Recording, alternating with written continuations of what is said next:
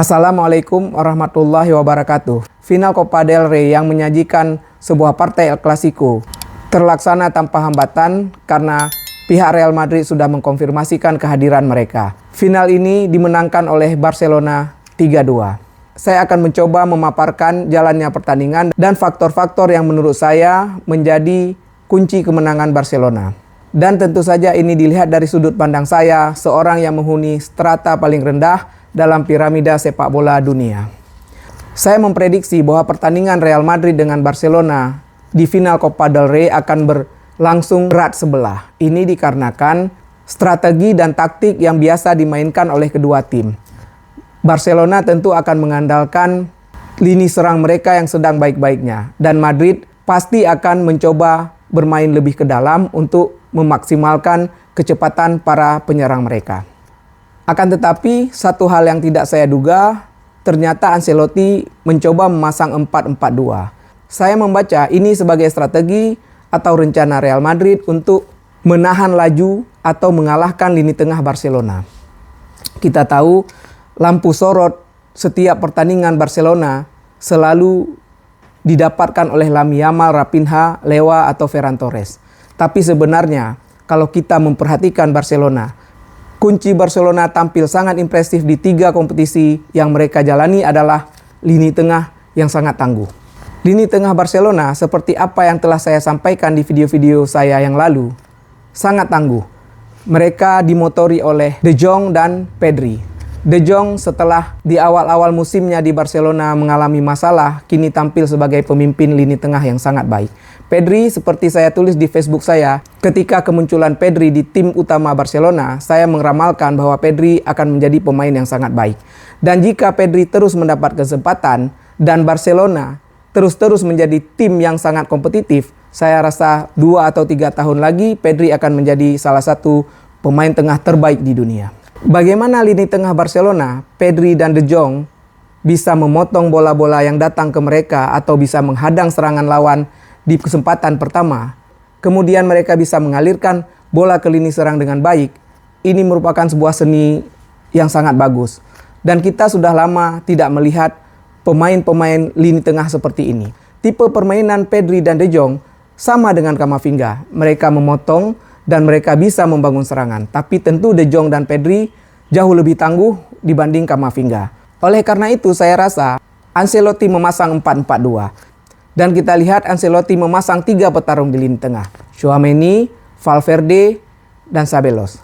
Satu orang diharapkan bisa membangun serangan yaitu Bellingham. Tapi Bellingham dia punya naluri bertahan sangat besar. Walaupun Bellingham ini juga bisa membangun serangan dengan baik. Dan strategi Ancelotti ini menjadi salah satu dari faktor yang menyebabkan kekalahan Real Madrid. Mari kita bahas. Di babak pertama 4-4-2 Real Madrid memasang 3 petarung dengan 1 Bellingham untuk tentu mengalahkan Pedri dengan De Jong. Sayangnya saya sangat menyukai Olmo dan tadi malam Olmo bermain. Tugas Pedri dan De Jong jadi lebih ringan dalam mengalirkan bola ke depan. Tugas itu telah diambil oleh Olmo dengan baik. Jadi Pedri dan De Jong bisa fokus untuk bertarung memperebutkan bola di lini tengah. Dan kacaunya 3 petarung Madrid kalah dengan De Jong dan Pedri. Ketika Madrid mencoba bermain lebih ke dalam, 2 fullback Barcelona yang biasanya jarang untuk membantu serangan, punya ruang untuk bisa membantu serangan. Mereka punya kesempatan untuk membantu serangan. Ini membuat pertandingan di babak pertama dimenangkan Barca dari segala sisi. Madrid tidak bisa hidup. Bahkan saya melihat penguasaan Barcelona tercatat 70% lebih. Madrid mati. Di babak pertama Madrid kacau. Dan akhirnya Barcelona menutup babak pertama dengan skor 1-0. Ancelotti tentu bisa membaca kesalahan ini. Dia ingin menghidupkan kembali Madrid. Dia ingin Madrid kembali ke dalam permainan. Di babak kedua Ancelotti memasukkan Modric dan Güler. Menarik Valverde ke fullback dan meninggalkan hanya 1 petarung di lini tengah. Dia berharap Tchouaméni bisa bertarung melawan Olmo dan De Jong.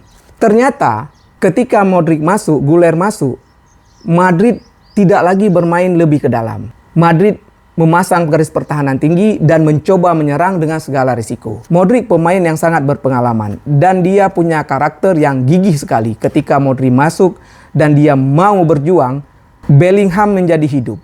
Bellingham membutuhkan teman yang mau berjuang dan gigih. Dan kemudian Madrid mencoba melakukan pressing cepat ketika mereka kehilangan bola. Total, dari babak kedua sampai 2 babak tambahan, Madrid kembali lagi ke dalam permainan. Madrid menguasai pertandingan, Madrid kembali hidup dan menghasilkan 2 gol. Walaupun gol itu bukan dari open play. Tapi ini menunjukkan bahwa apa yang mereka alami, apa yang mereka lakukan di babak pertama gagal, bisa dirubah kembali di babak kedua. Mereka menjadi bulan-bulanan di babak pertama dan mereka membalikkan keadaan di babak kedua. Bola-bola dari serangan Madrid mulai sampai ke lini pertahanan Barcelona dan mulai mengancam Barcelona. Jadi ketika keadaan sudah berbalik, kenapa Madrid bisa kalah? Saya melihat ada 3 faktor yang membuat Madrid kalah dalam final Copa del Rey kali ini. Dan ini kekalahan beruntun bagi Real Madrid di laga El Clasico. Faktor pertama adalah kesalahan memasang strategi atau rencana permainan yang tidak berjalan baik di babak pertama. Madrid di babak pertama seperti sudah saya jelaskan mati total dan menderita kekalahan 1-0. Di babak kedua ketika mereka berbalik, intensitas permainan ditingkatkan. Madrid mulai bermain dengan garis pertahanan tinggi. Artinya Madrid mulai menggerakkan pemainnya ke arah lini pertahanan Barcelona. Tapi ada satu kekurangan. Terlihat sekali bola terobosan, umpan zona, umpan jauh, hampir semua gagal menemui sasaran. Ini seperti bukan Madrid yang kita kenal. Banyak sekali umpan-umpan pemain Madrid yang seharusnya bisa mengancam pertahanan Barcelona gagal menemui sasaran. Dihadang, tak tepat, terlalu jauh, terlalu kencang. Ini membingungkan dan ini membuat permainan yang telah hidup dan menguasai pertandingan menjadi sia-sia. Seolah-olah lini serang Madrid tidak bermain di level tertinggi, padahal mereka sudah menunjukkan kualitas individu yang sangat baik. Faktor ketiga adalah Brahim. Dulu awal-awal Brahim datang, karena penampilannya yang impresif di Milan, semua orang mengatakan Brahim harus bermain, Brahim harus diutamakan. Dia memang sangat impresif. Dia bisa melakukan gerakan-gerakan yang sangat baik. Dia bisa mengancam gawang lawan.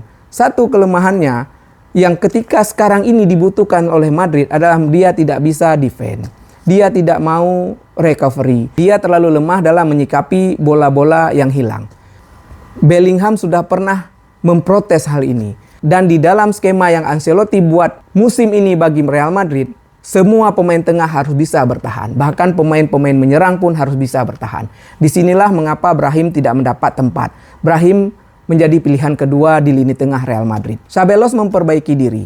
Dia mau bertahan. Dia mau konsentrasi membantu lini pertahanan Madrid yang sedang kacau. Ini membuat dia sering masuk ke starting 11 tim Ancelotti. 3 permasalahan yang membuat Real Madrid kalah.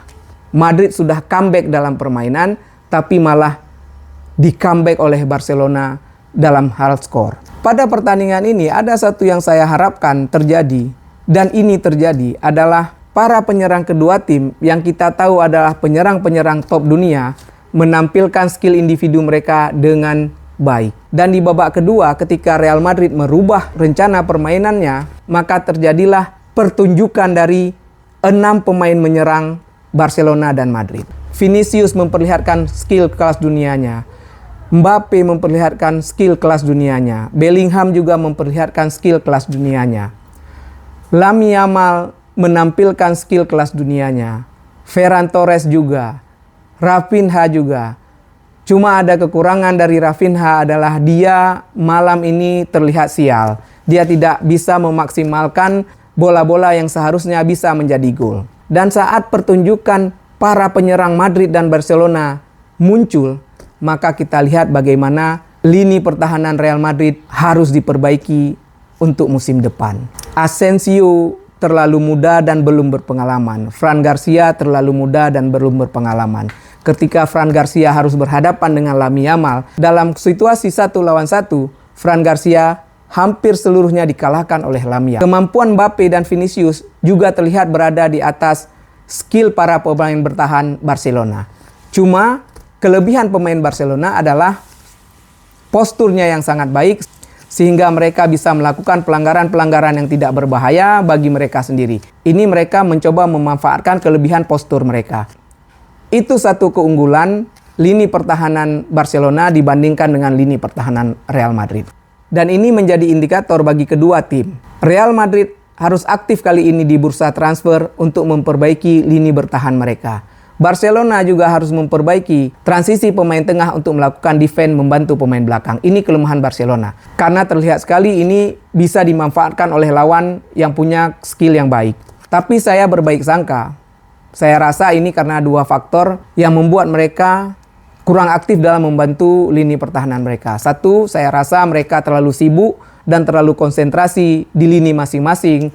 Pedri, De Jong terlalu sibuk bertarung di lini tengah untuk memenangkan lini tengah dan mendistribusikan bola ke lini depan. Dan ini memang berhasil dan sangat bagus. Yang kedua adalah mungkin lini tengah dan lini depan Barcelona percaya 100% bahwa lini belakang mereka akan mampu menghadapi penyerang-penyerang lawan. Satu pertunjukan yang baik ditampilkan oleh lini tengah dan lini depan kedua tim. Walaupun di babak pertama pertandingan tidak begitu menarik, tapi babak kedua dan dua babak tambahan Barcelona dan Real Madrid menampilkan permainan yang sangat bagus. Dan ini saya rasa menjadi sebuah pertandingan yang sangat menarik bagi penikmat sepak bola. Assalamualaikum warahmatullahi wabarakatuh.